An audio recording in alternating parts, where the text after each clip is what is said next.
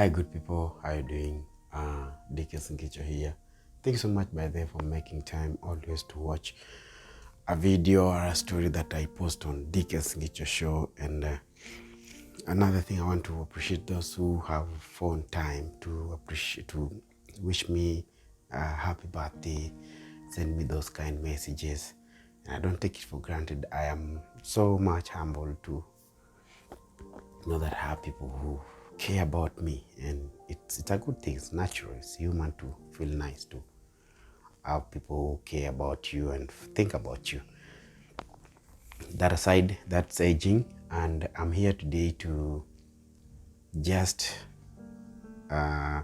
link the grace that God's shown me.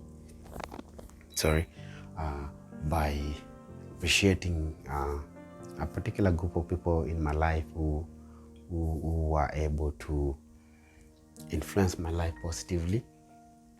And I have talked about this so many times.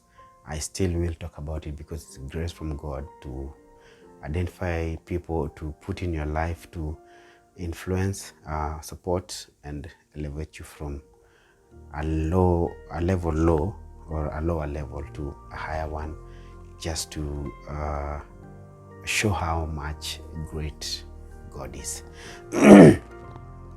Still have some cold, though it's not a hindrance. I remember back when I was in campus, I had the opportunity to, of course, as a student, get to have lecturers who were teaching me or lecturing me on units. And as I've always shared, I've never been shy to share that I was homeless during my time as a first-year student at the University of Nairobi School of Journalism, which I appreciate so much. I happen to have shared my state of affairs or details with some of the lecturers at the School of Journalism, and I was so humbled to get the support of some of them. And this happened because, man, when you need help, the easiest way or the most possible way to just have you get support or help is by talking and speaking to people and letting them know what you are going through. So I would spend most of my time on campus because I never had anywhere to go. This is how I eventually got appointed as the president of the School of Journalism, or the chairman. And School of Journalism student body, there is the students body or professional students body or organization that is called NUJOSA, which is basically Nairobi University Journalism Students Association.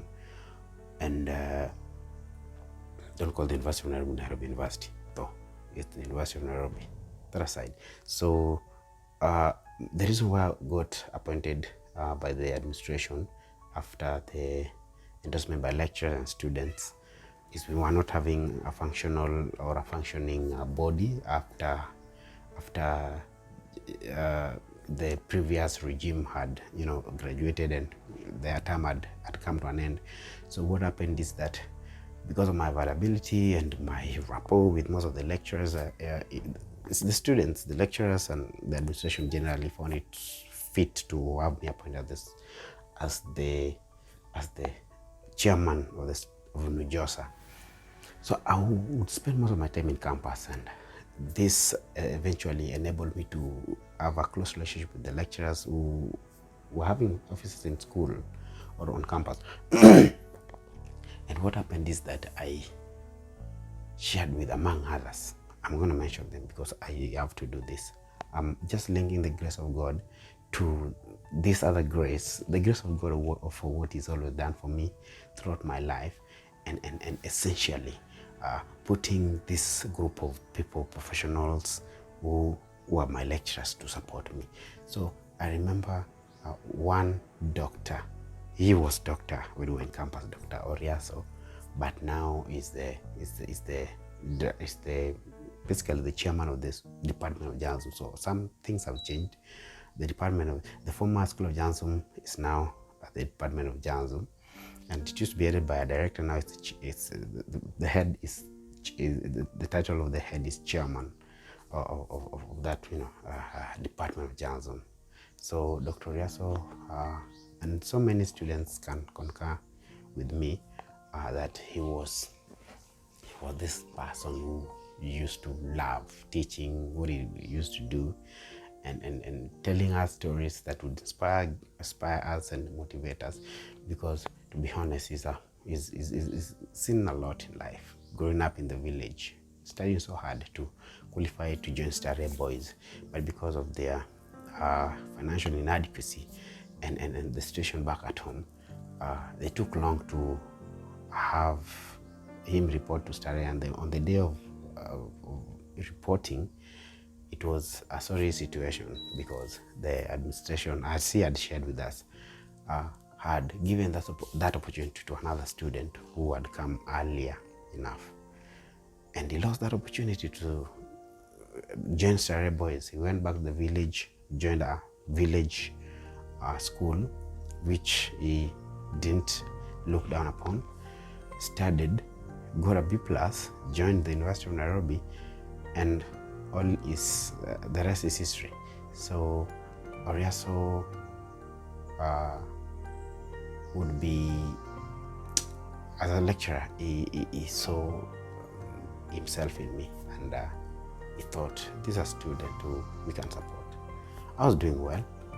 I was among the top performers. I can count a few guys who were really great performers in class, people like, and my schoolmates are going to concur with me.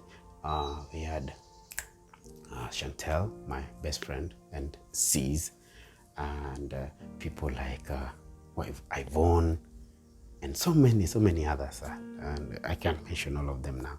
Yeah, I think the lecturer saw that I was a person of interest in his eyes, and he wanted to support me, to help me grow, help me come out of that situation of homelessness, and to help me get to pay my school fees.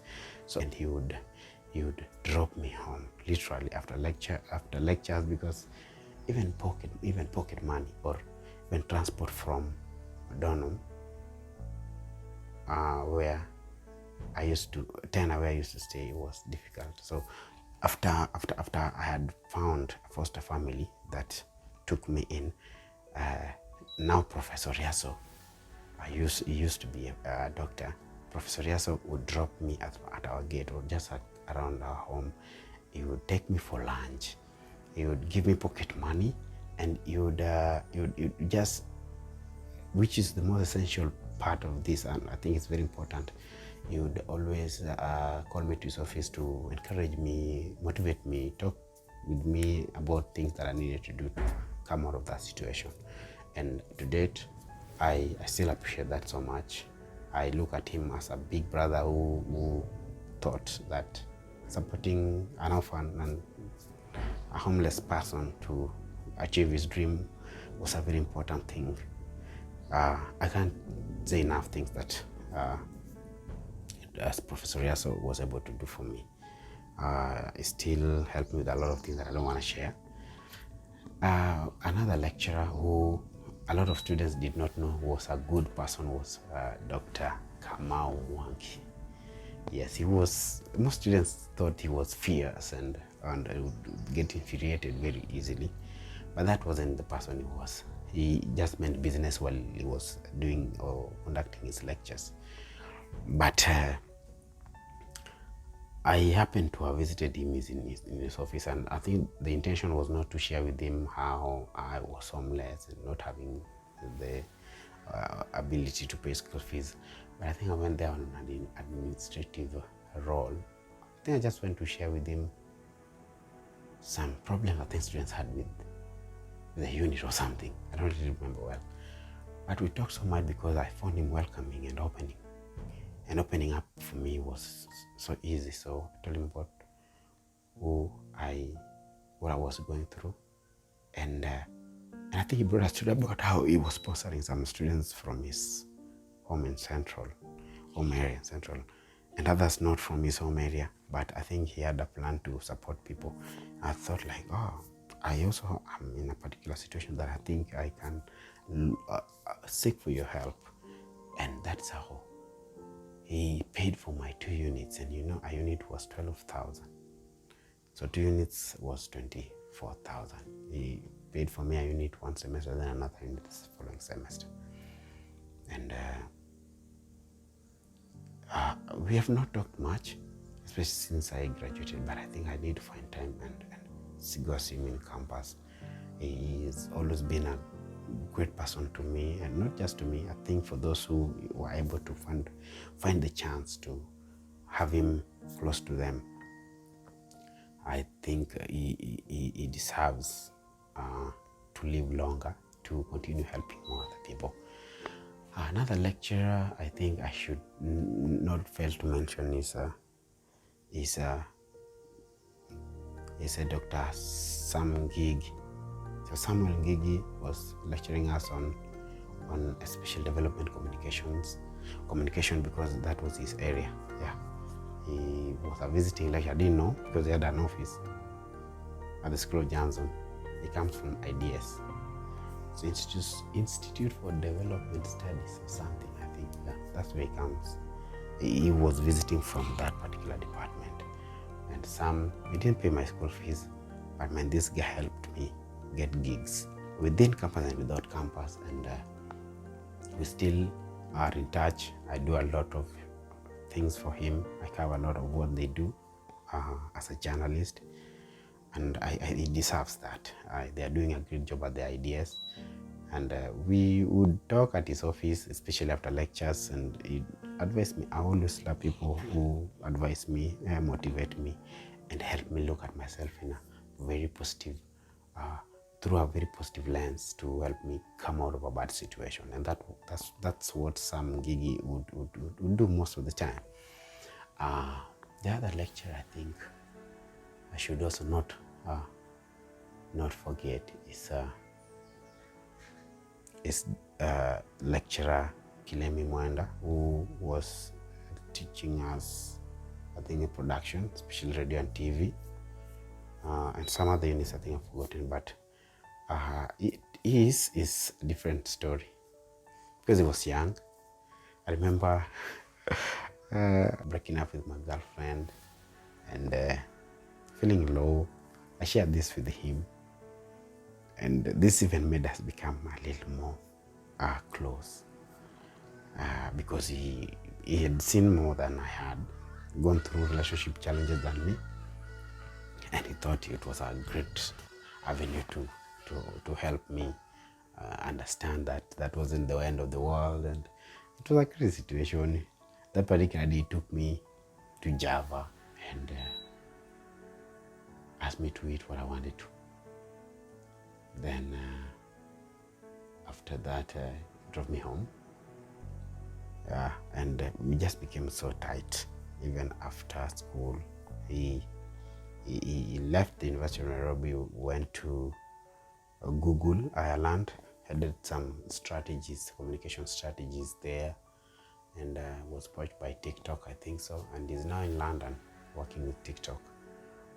So we've been in touch. Every time he's in Kenya, we link up, we relax, talk about a few digital media stuff that we are planning to undertake together, and that's coming up. I'll share more about that when it actualizes.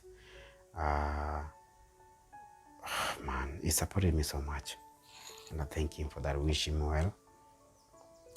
Another lecturer I think I should not forget is Dr. Gavij George. This is the lecturer who helped me get projects and become, I think, what most American universities would call a research assistant. And I would earn, as a student, I would earn about 15,000 per month in projects that would go for about 3 months or more. And wow, Kafigi. So another person whom I think is even more important on this list is Moses Ara. So Moses Ara was a father figure to me. Moses was working at the students' registry at the School of Journalism, and not being able to do exams was a big challenge for me, because at the university, you basically what you do is you register for units, and registration is basically paying your money fees to have those units that you want to take that term on your list. So Moses Ara, he basically helped me do exams, even though I did not have school fees. But that's not what his intentions were. His intentions were essentially to help me not remain behind as my classmates were going, because he knew that at the end of it all, I would still have to look for money, register those units register for units whose exams I had done, because it's a machine control thing, it's a system thing. So even though he helped me have these exams done, but I still had to look for money to register these units and have them updated on my students portal. I did a lot of things. He encouraged me, almost called me at the office to help him with a few student challenges, and we're still in touch. I visited him the other day at his he has a venture. He has a business venture in some part of the town, and I am so happy that he came along. And I'm also happy when my grandmother met him, because my grandmother essentially wanted to meet him to thank him for supporting me, helping me with my exam challenges at the School of Journalism, and I thank him so much. I really do. I think then we have lecturer Jacinta Kiraguri, who works with Standard Group. I think she's the head of technical department or something. Encouraged me, almost helped me get employed at Standard. Though when I was getting my Nation Media Group or calling or job, it was the same week Standard called and Nation called. I grew up wanting to work with Nation Media Group, working with NTV and Daily Nation. And then when these two opportunities presented themselves, I had to choose where my heart had always been. But I thank her so much. We are in touch, and she influenced my life positively because she was hands-on. She's not a theoretical person, because what she does requires her to be hands-on. And that's, I remember her teaching us, that's what she championed for, to be hands-on and to get involved physically in whatever part of production that you or a student was dealing with, or a professional essentially. So I thank Madam Kiraguri so much. The list is long. Almost all my lecturers supported me. I may not be able to enumerate all the helps and everything within this short time, but I want to tell you that I appreciate so much the School of Journalism, Professor Ndati was the director, who we had a few problems as a student leader and the administration, but we solved them amicably, because he was a man who had great intentions for students, and he wanted students to study well, graduate without the missing mark issues and all that. So I appreciate that so much, Professor Ndeti. I essentially want to thank the University of Nairobi as a whole for helping me actualize my dream to become a journalist, and I will always, there'll always be a special place in my heart where I'll place the University of Nairobi. So that's all I wanted to share today. I might have forgotten something that is important, but I thank that particular institution for everything that they helped me achieve. Because it's from there where I got to work with Google Kenya, from where I got to work with EcoBank Digital, from there where I got to work with Nation Media Group, and I'm so thankful. So what I want to tell people, young people, students, is that when you're at the university, always get to establish relationships that are helpful, networks that will propel you from a level to a higher one. And it's important that you're hardworking, you're smart, and you're easy to help. People make people want to help you because they see a reason to do that. Thank you so much. That's for today. Please subscribe to my YouTube channel. I'll be releasing episodic stories about me, about people, and I'm planning for a big thing that I want to do about locations in Nairobi, and not just in Nairobi, but nationally. I'll be traveling across the nation from a point to another, from place to place, to document a few important things that I don't want to spill everything now. So thank you so much. Appreciate so much. Subscribe, like, share, and let me know about what you feel about today's episode. I appreciate so much. May God guide you, bless you, and make you great. Amen. Thank you. Bye.